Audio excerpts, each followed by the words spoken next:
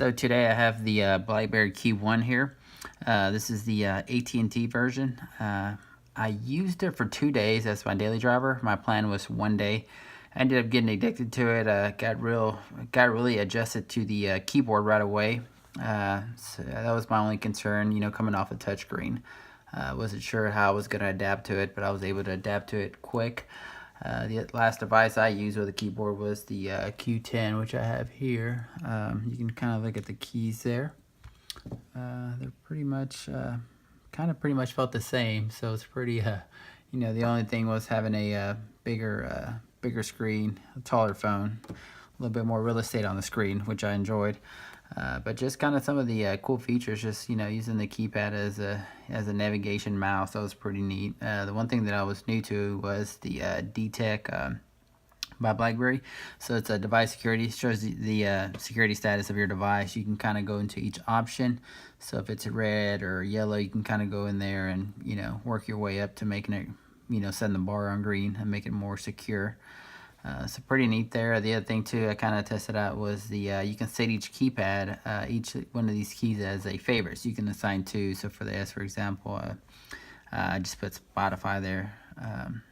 So it was pretty quick.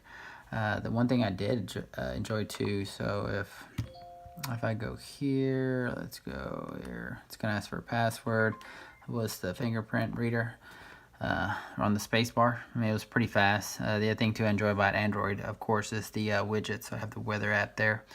So that's another plus that I really got used to it. I mean, right away.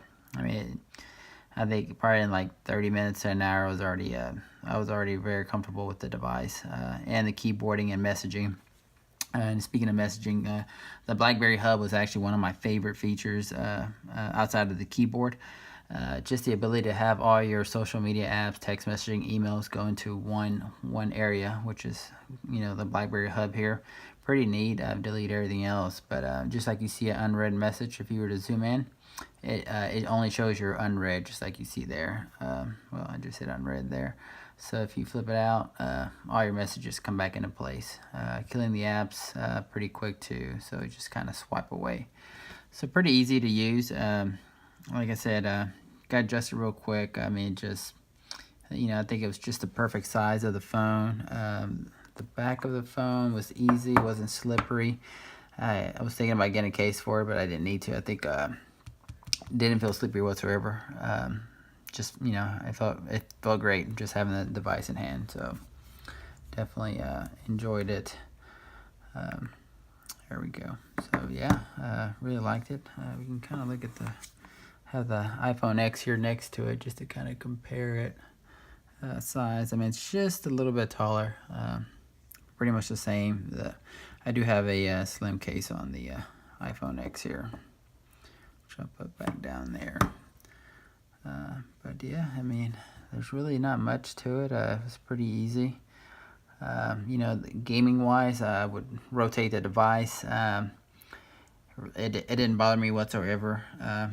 I am a little bit more adjusted to more real estate on the screen coming from the X, but just flipping it sideways didn't really felt like, oh man, I need a bigger screen, even for gaming or watching videos. So it all worked out. I had no complaints.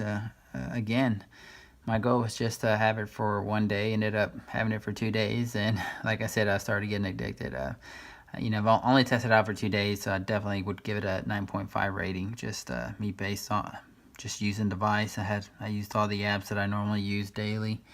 But yeah, that's the BlackBerry KEYone. Definitely gonna keep it around, or might even use it as a second device. Really impressed with it. But I just kind of want to give you a little bit of feedback on the BlackBerry KEYone. So pretty neat. Plenty, of course, it's Android based. Plenty of stuff there. But there you go.